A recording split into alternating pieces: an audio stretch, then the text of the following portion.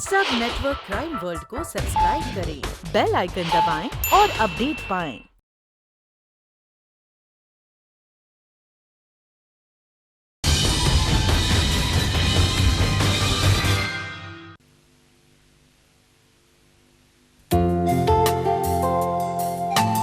Hello. Welcome welcome my boy welcome. मैं तुम्हारा ही इंतजार कर रहा था। आओ बैठो। आपने बुलाया और हम चले आए, लेकिन अंकल बात हमारी समझ में नहीं आई अभी तक। तुम लोग कई सालों से मेरे पीछे पड़े हुए थे ना कि मैं अपने लिए एक जीवन साथी ढूंढ लूं। जी हाँ। मैंने मेरे लिए एक जीवन साथी ढूंढ ली है। Oh really? अंकल कहाँ है वो? बताता हूँ। कामिनी,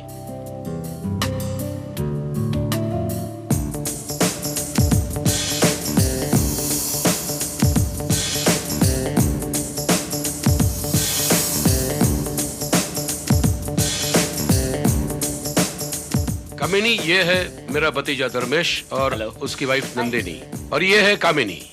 please take your seats. After you. बैठो। मैं और नारंग दोनों एक ही कश्ती के मुसाफिर हैं। दोनों अकेले हैं, एक दूसरे के अकेलेपन के साथी हैं। इसलिए हम दोनों ने शादी करने का फैसला कर लिया है। अरे ये तो आप लोगों ने बहुत ही अच्छा किया। हम दोनों कब से पीछे पड़े हुए थे अंकल के, लेकिन अंकल की कसौटी पर कोई खरी उतरती ही नहीं थी। लेकिन अब जाकर हमारे अंकल की तलाश पूरी हुई। You know Kamini, he is my well wisher.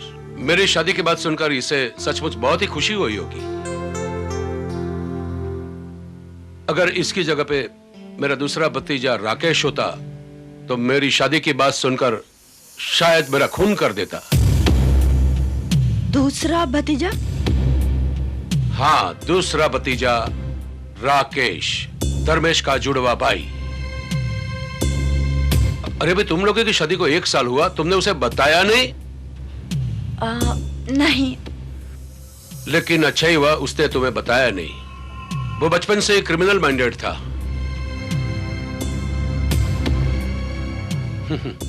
हमेशा गलतियां खुद करता था और इल्जाम इसके ऊपर लगा देता था। लेकिन वो अब है कहाँ?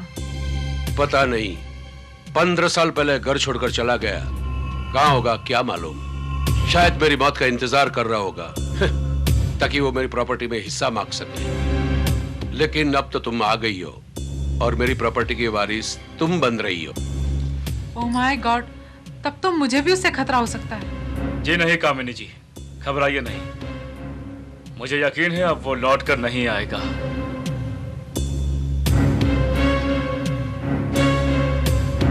कभी नहीं आएगा।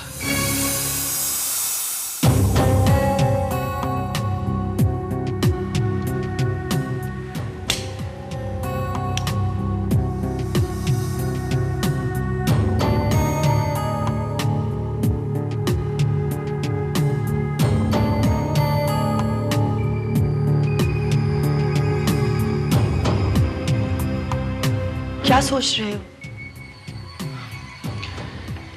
कुछ नहीं। मुझे पता है तुम राकेश के बारे में सोच रहे हो ना।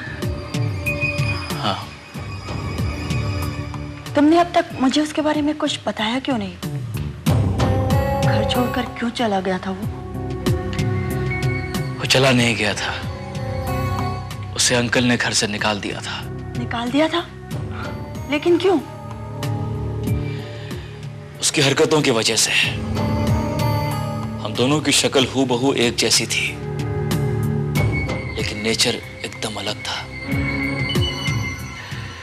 बुरी सोबत में रह के बिगड़ गया था। घर से पैसे चुराकर उल्टे सीधे कामों में खर्च कर देना उसकी आदत बन गई थी। एक दिन अंकल ने उसे सेफ से पैसे निकालते हुए देख लिया था। भाई साहब के मरने के बाद मैंने तुम दोनों को इस घर में पनाह दी, उसका ये नतीजा मिला मुझे।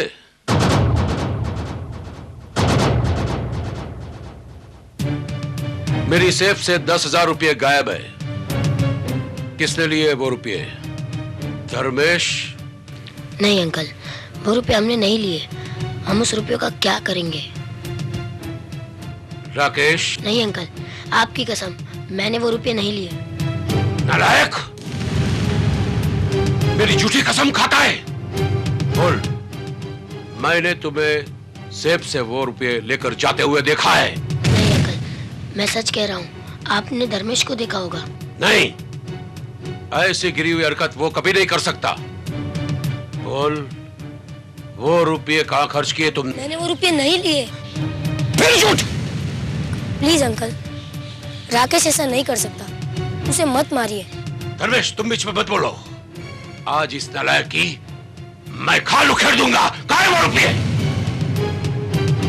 बहुत हो गया अंकल, अगर अब आपने मुझ पर हाथ उठाया तो अच्छा नहीं होगा। तू मुझे आंखें दिखाता है? हाँ? निकल जा मेरे घर से, और फिर कभी तेरी शक्ल मुझे मत दिखाना, समझा? राकेश, राकेश, मेरी बात तो सुन।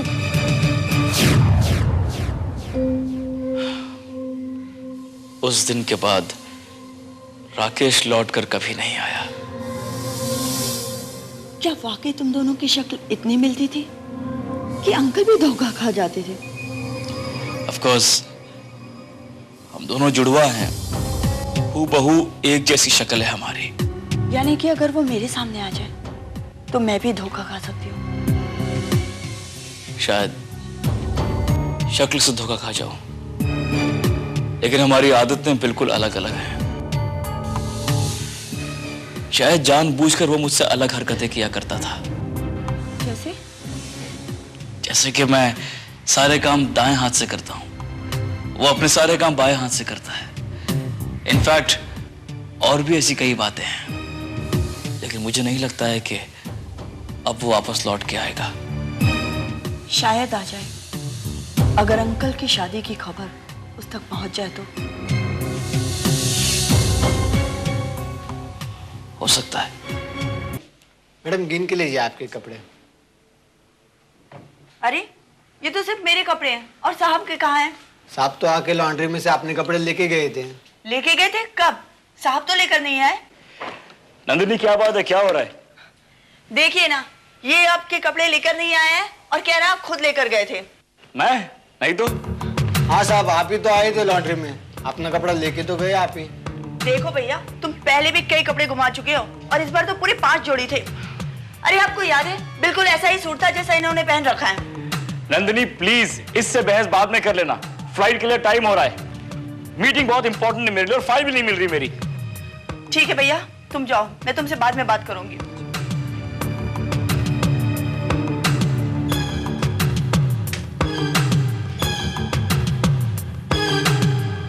ये लो, अपनी चीजें संभाल के नहीं रखते हो और फिर मुझसे पूछते हो। अच्छा सुनो, जल्दी आना। 2 ही दिन की बात है, परसों लौटाऊंगा।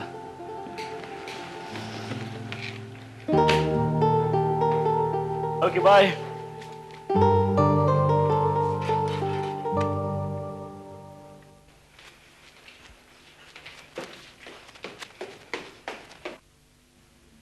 टैक्सी।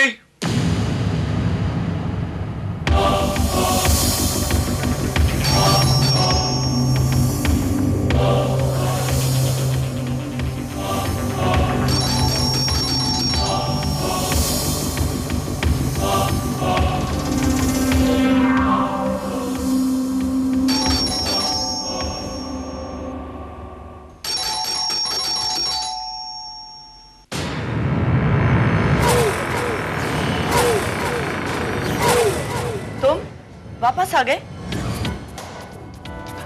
हाँ, वापस आ गया। क्या हुआ? फ्लाइट मिस हो गई? फ्लाइट? नहीं तो फिर क्या हुआ? तुम तो कह रहे थे तुम्हारी कोई अर्जेंट मीटिंग है। मीटिंग? हाँ, मीटिंग थी, लेकिन अब मीटिंग ही कैंसिल हो गई। मुझे एक्चुअली एयरपोर्ट पे फोन आ गया था, तो मैंने टिकट कैंसिल करवा दी। क्या बात है, तुम बड़े थके हुए लग रहे हो। नहीं तो डार्लिंग, मुझे कॉफी मिलेगी? कॉफी तो है नहीं, तुम कभी कॉफी पीते नहीं इसलिए। कोई बात नहीं, चाय चलेगी। ठीक है, अभी लाती हूँ।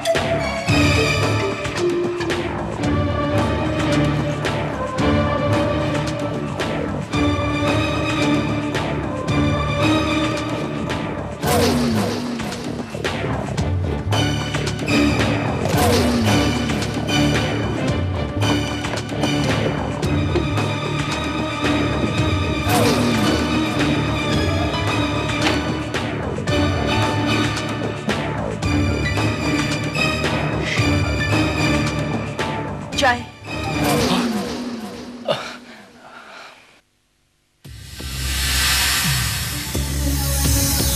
Thank you very much.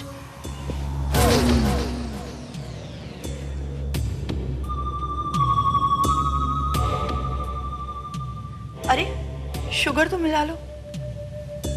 हाँ, I'll do it.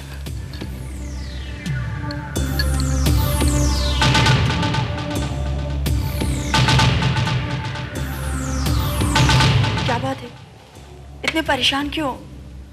और ये सामान क्या ढूंढ रहे हो तुम? मैंने यही कैश रखा था, यही रखा था, मिल नहीं रहा है मुझे। कैश? हाँ, अब एक पार्टी को मुझे 10 लाख की पेमेंट करनी है, फौरन करनी है, वरना गड़बड़ हो जाएगी। 10 लाख? लेकिन इतना कैश तुम घर में कहाँ रखते हो? कैश तो ऑफिस में होता है ना। ऑफिस में? ओह यस, मेरा भी दिमाग खराब हो गया है। कैश मैंने ऑफिस में रखा है और उसे यहाँ ढूंढ रहा हूँ। मुझे इसी वक्त ऑफिस जाना होगा। आखिर बात क्या है, कुछ तो बताओ।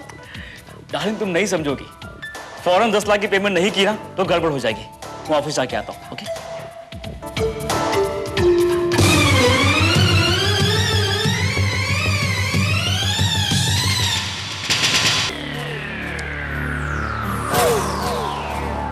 Good morning sir. Miss Tina, you're looking beautiful.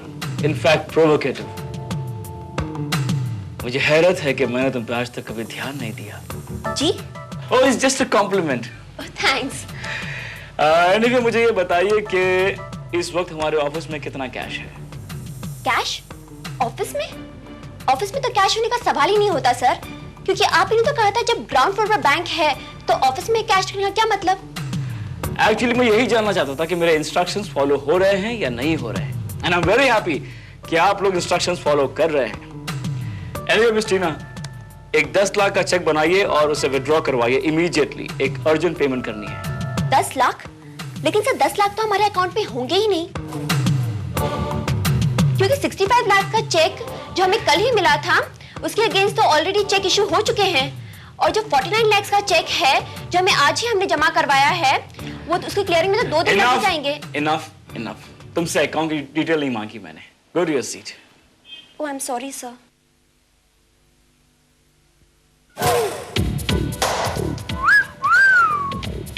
Yes sir. You're looking beautiful. Thank you sir.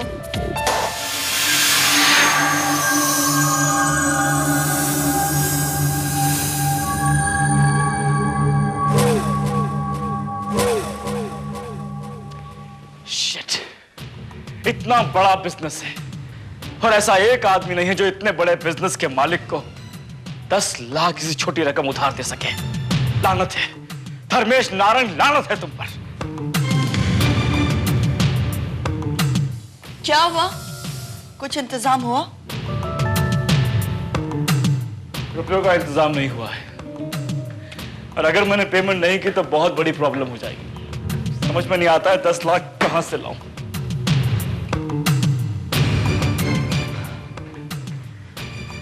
तुम अंकल से क्यों नहीं मांग लेते? अंकल से? हाँ, मुझे पूरा यकीन है वो तुम्हें ना नहीं करेंगे। नहीं डार्लिंग, मानो उनके पास बहुत पैसा है, लेकिन मैं उनके सामने हाथ फैलाने नहीं जाऊंगा, कभी नहीं। अच्छा, जैसी तुम्हारी मर्जी। खाना लगा दूं? नहीं, मैं बाहर से खा के आ रहा हूं। तुम खाना खा लो और सो जाओ, मुझे कुछ काम है।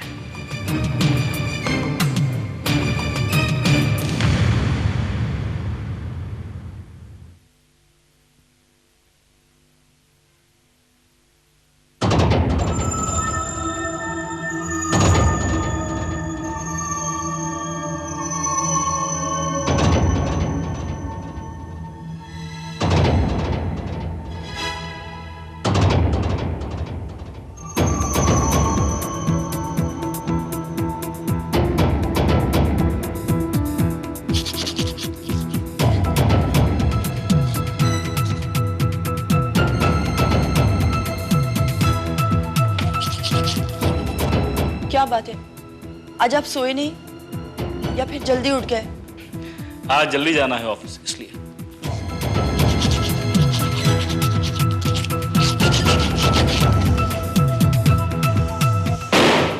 जैसे मैं अपने सारे काम दाएं हाथ से करता हूं, वो अपने सारे काम बाएं हाथ से करता है। इनफैक्ट और भी ऐसी कई बातें हैं।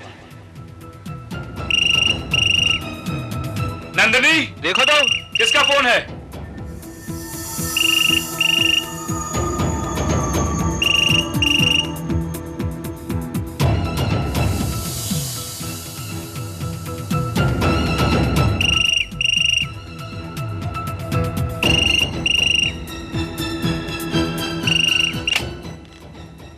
हेलो। हाय स्वीटहार्ट। तुम कहाँ से बोल रहे हो? बस अभी भी पहुंचा हूँ। कल रात ही सारा काम निपट गया था। I'm on my way now। अगर तुम वहाँ हो तो यहाँ कौन है? यहाँ? यहाँ कौन है? वो यहाँ है। नंदिनी, वो कौन? तुम्हारा भाई राकेश। What? हाँ, लेकिन उसने मुझे अपनी असलियत नहीं बताई है। नंदिनी, जैसे भी हो तुम उससे वही रोक के रखो, ओके? मैं 10 मिनट में पहुंच रहा हूँ। उसे प्लीज रोक के रखना। बाय। ठीक है।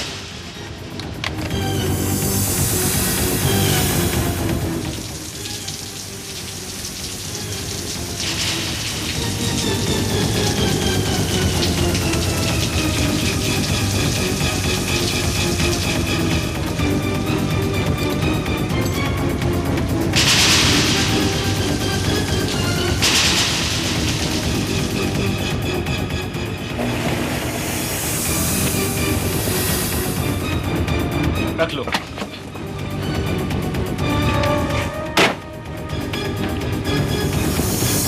कहाँ है वो? बाथरूम में।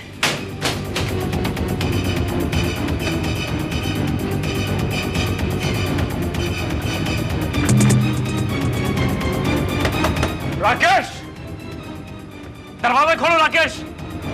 मुझे सब पता लग गया राकेश, दरवाजा खोलो।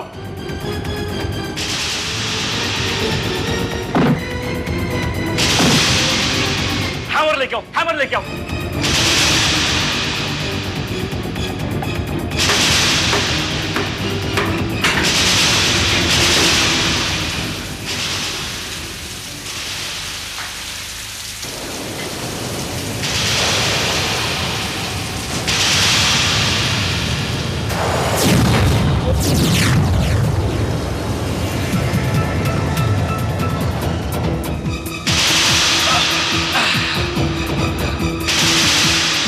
Oh no.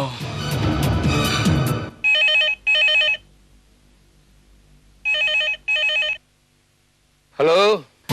हेलो अंकल, मैं धर्मेश बोल रहा हूँ। अरे Dharmesh, my son, how are you? हाँ ठीक हूँ, लेकिन लेकिन क्या? Any problem? अंकल वो वापस आ गया अंकल। वो कौन वापस आ गया? राकेश। राकेश? हाँ अंकल, वो मेरे घर आया था और नंदिनी बता रही थी कि उसे 10 लाख रुपयों की जरूरत थी, शायद इसीलिए वो आया था। वो लेकिन अंकल अजीब बात यह है कि वो यहाँ धर्मेश बनकर आया था। उसने अपनी असलियत नहीं बताई अंकल, यही बात मुझे परेशान कर रही है। लेकिन उसने ऐसा क्यों किया? पता नहीं अंकल, मेरी समझ में कुछ नहीं आ रहा है। देखिए अंकल, हो सकता है पैसों के लिए वो आपके पास भी आए। प्लीज अंकल, उससे कुछ मत कहना। लेकिन अंकल देखिए ना कि हो सकता है उसे पैसों की जरूरत हो, वो वाकई प्रॉब्लम में हो। मैं समझाऊंगा उसे अंकल। अगर वो आपके पास आए ना तो उसे रोक के रखना। मैं वहीं आ रहा हूं अंकल, मैं वहीं आ रहा हूं। अब क्या होगा?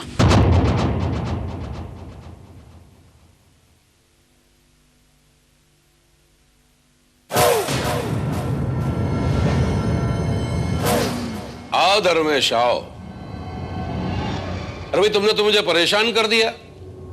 तुम बता रहे थे राकेश यहाँ आएगा, लेकिन वो तो अभी तक नहीं है।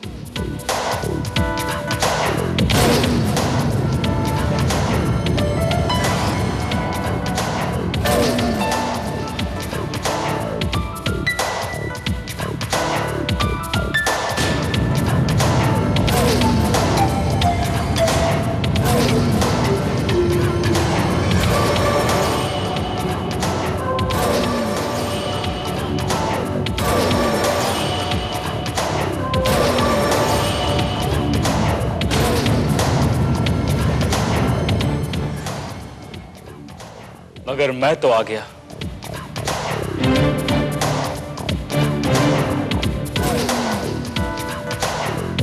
अच्छा किया तुम चले आए, वरना अगर उसने यहाँ के कोई हंगामा खड़ा कर दिया तो। आप लोग बैठ के बात करो, मैं कुछ कोल्ड ड्रिंक्स लेकर आती हूँ। हाँ, तुम बता रहे थे उसे कुछ रुपयों की जरूरत है। 10 लाख रुपयों की जरूरत है उसे। अफसोस मेरे पास इतने रुपए नहीं थे अंकल, वरना राकेश वो रुपए लेकर चुपचाप चला जाता। लेकिन मुझे नहीं लगता धर्मेश के वो मेरे पास आएगा और वो भी रुपए मांगने।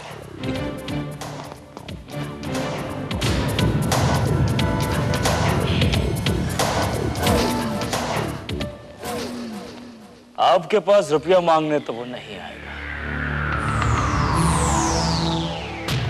मुझे लगता है दोबारा वो मुझसे ही कांटेक्ट करेगा। अंकल, अगर 10 लाख रुपए आप मुझे दे दें तो शायद उन रुपयों से राकेश की जरूरत पूरी हो जाए और आपके रुपए मैं आपको लौटा दूंगा, आपकी कसम। What nonsense! वो तुम्हारा भाई है तो मेरा भतीजा भी है। अगर 10 लाख रुपए से उसकी प्रॉब्लम सॉल्व हो सकती है तो अभी ले जाओ।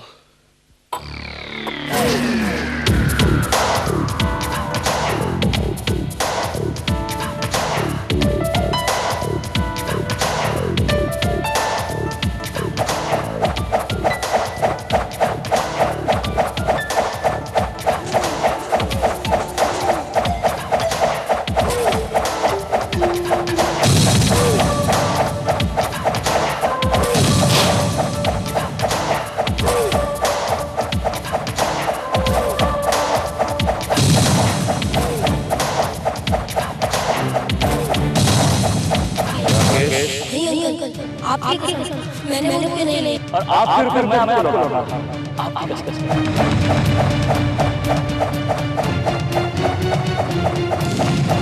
मैंने आपकी मेरी झूठी कसम खाता है। अगर अब आप मेरे हाथ उठा रहा है तो अच्छा नहीं होगा।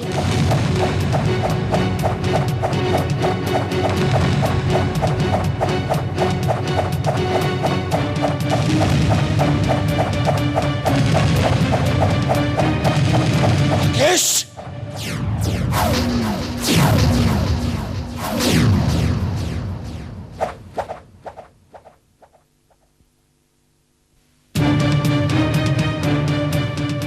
खिलकर तू अपनी हरकतों से बाज नहीं आया। एक बार तूने धर्मेश की आड़ लेकर मुझे धोखा देने की कोशिश की थी। तूने क्या सोचा मैं धोखा खा जाऊंगा? एक बात सुन ले राकेश, नारंग सब कुछ बर्दाश्त कर सकता है लेकिन धोखा कभी बर्दाश्त नहीं कर सकता।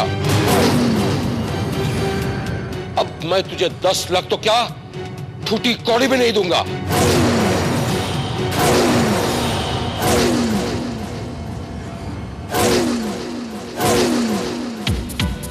10 लाख तो आपको मुझे देने ही पड़ेंगे अंकल नारंग। अगर मैं ना दूं तो? मुझे मांगने की आदत नहीं है। जो चीज मुझे चाहिए वो मैं छीन लेता हूं। तुझे धमकी दे रहा है? चला गोली, चला गोली।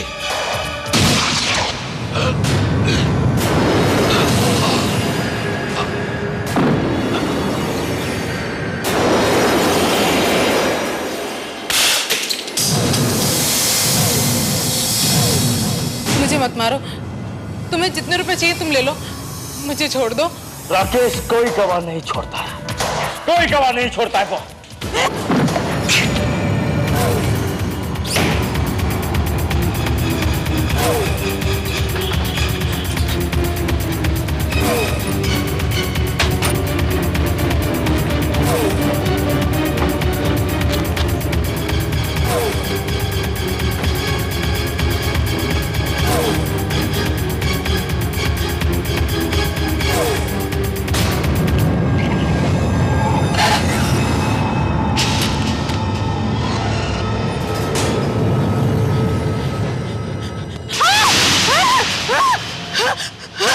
कामिनी जी डरिए मत, मैं धर्मेश हूँ। कामिनी जी होश में आइए, होश में आइए, मैं धर्मेश हूँ। धर्मेश, उसने तुम्हारे अंकल को मार डाला। किसने? राकेश ने। What?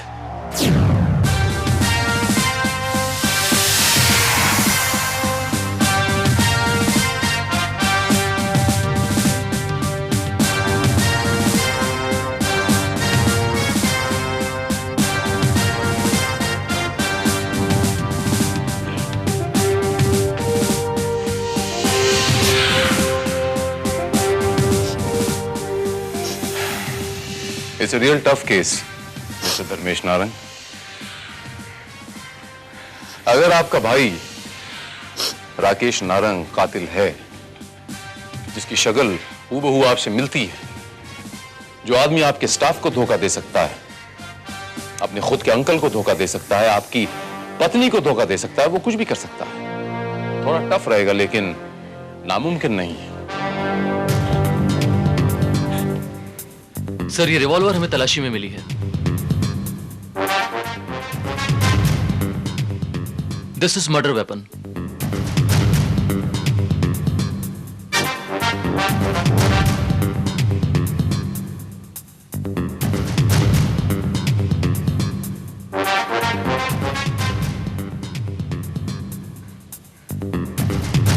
ये रिवॉल्वर राकेश का ही है। इसी रिवॉल्वर से उसने उन पर गोली चलाई थी। अगर ये राकेश की है तो यकीनन इस पर उसकी उंगलियों के निशान होंगे। फिंगरप्रिंट्स नहीं मिलेंगे क्योंकि उसने उन्हीं दस्ताने पहने हुए थे। अगर उसने दस्ताने पहन रखे थे तो इसके मायने ये हुए कि वो कत्ल करने के मूड से ही आया था।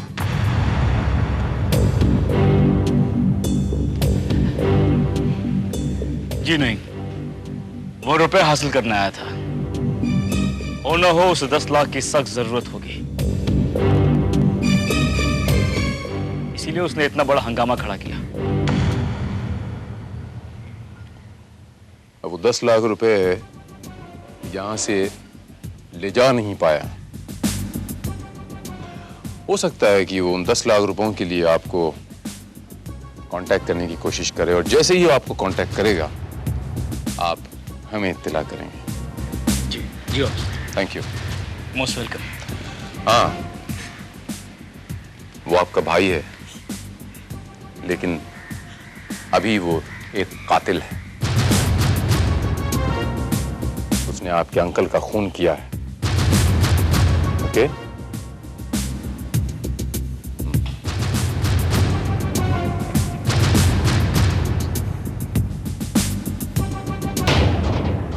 राकेश ने खुद अपने पैरों पर कुल्हाड़ी मार ली। कानूनन अब वो नारंग साहब की प्रॉपर्टी में से एक भी पैसे का हकदार नहीं, क्योंकि कानून जुर्म करने वालों का साथ नहीं देता। अब इस सारी की सारी विरासत के हकदार मिस्टर धर्मेश आप होंगे। लेकिन अंकल तो कामिनी जी के नाम सब कुछ करने वाले थे। लीगली कामिनी जी के नाम पर नारंग साहब ने कोई वसीयत नहीं बनाई थी और इस लिहाज से कामिनी जी का उनकी प्रॉपर्टी पर कोई हक भी नहीं बनता है।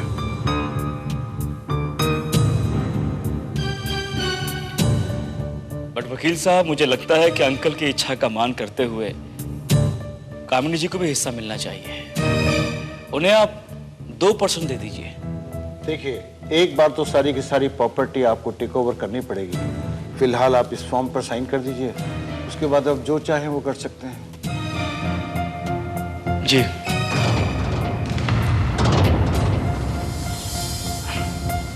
कहाँ करनी है?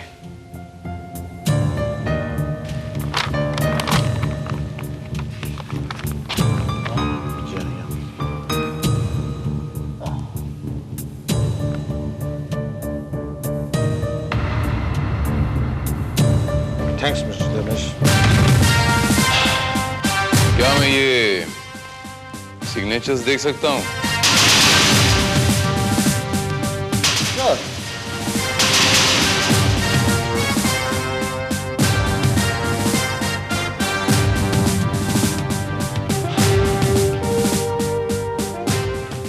Thank you.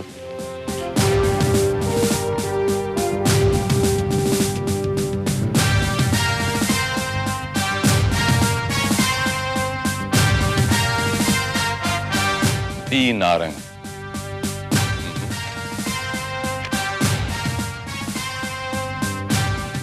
आपका खेल खत्म मिस्टर राकेश नारंग। राकेश, इंस्पेक्टर आपको धोखा हुआ है। मैं धर्मेश नारंग हूं, धर्मेश नारंग। धोखा हो जाता, धोखा हो जाता अगर धर्मेश नारंग अपने सिग्नेचर्स ना बदलता तो। कामिनी जी,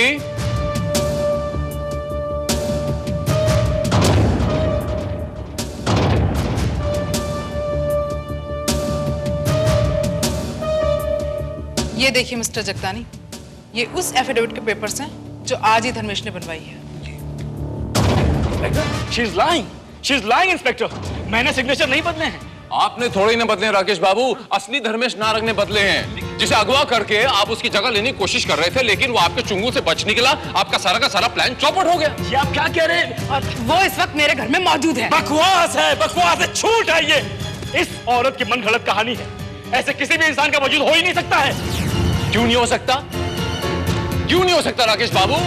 धर्मेश नारंग का कामिनी जी के घर में मौजूद होना इस बात का सबसे बड़ा सबूत है कि धर्मेश नारंग वहां मौजूद है। आप राकेश नारंग, वो धर्मेश नारंग वहां मौजूद नहीं है। धर्मेश नारंग तो मैं हूं यार, धर्मेश नारंग मैं हूं।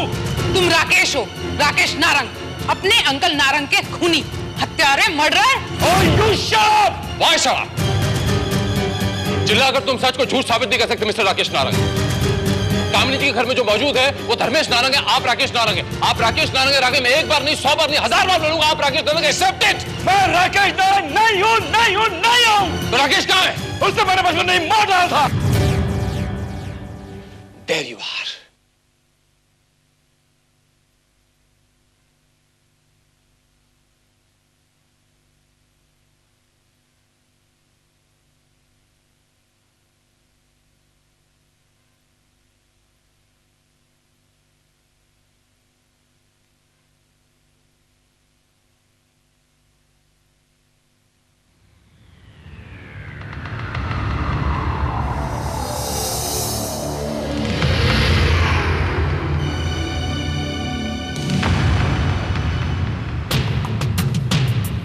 राकेश बचपन में ही मर चुका है, लेकिन तुमने तो कहा था कि वो घर छोड़कर। हाँ, वो घर छोड़कर गया था। वो घर छोड़कर गया था, मगर राकेश रुक ना राकेश। नहीं, मैं 1 मिनट भी नहीं रुकने वाला। तेरे वजह से मुझे हमेशा मार गिरती है और तू चुपचाप देखता रहा। बोल, पैसे तूने चुराए ना? जाने दे मेरे भाई, जो हुआ उसे भूल जा, घर चल, ताकि तू इसी तरह चोरी करता रहे और मेरा नाम लगाता रहे। चल मैं घर चलता हूँ, मगर मैं अंकल को सब कुछ बता दूंगा। तू अंकल को बताएगा?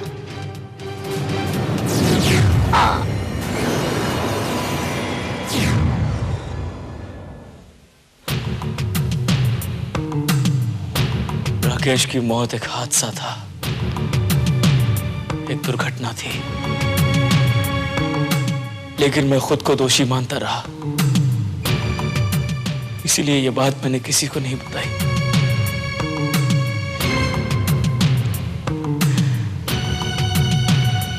मैंने राकेश की लाश अपने घर के पीछे दफन कर दी और ये राज मेरे सीने में दफन होकर रह गया। और इसी राज का आपने बखूबी फायदा उठाया।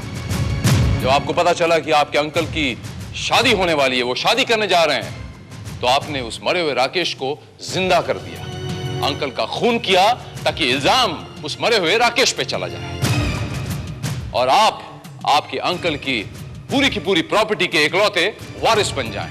करेक्ट? लेकिन वो आदमी कौन है जो कामनी जी के घर पर मौजूद है? वो कोई नहीं था नंदिनी जी, वो हमारी तरफ से इनसे सच उगलवाने के लिए एक साइकोलॉजिकल ट्रीटमेंट थी, मानसिक दबाव।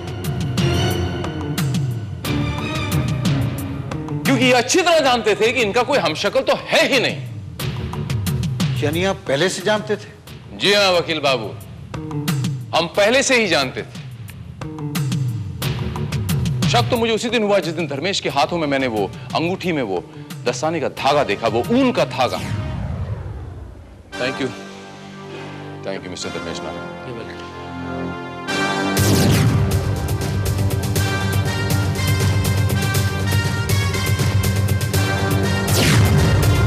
मेरा शक यकीन में तब बदला जब धर्मेश की गाड़ी में मैंने वो दस्ताने और उसके कपड़े देखे। मैं तो इसे बहुत पहले अरेस्ट करना चाहता था, लेकिन जब तक इसके जुड़वा भाई का राज नहीं पता चलता मैं इसे अरेस्ट कैसे करता। इसीलिए इंस्पेक्टर भारत के कहने पर मैंने नाटक किया है। नाटक तो इन्होंने भी बहुत अच्छा खेला। दो किरदारों का नाटक, डबल रोल, बहुत डिफिकल्ट है। नाटक कोई भी हो, कैसा भी हो, धर्मेश बाबू, उसका पर्दा एक ना एक दिन जरूर गिरता है। पर्दा तो मैंने भी आपके नाटक का गिरा दिया धर्मेश बाबू।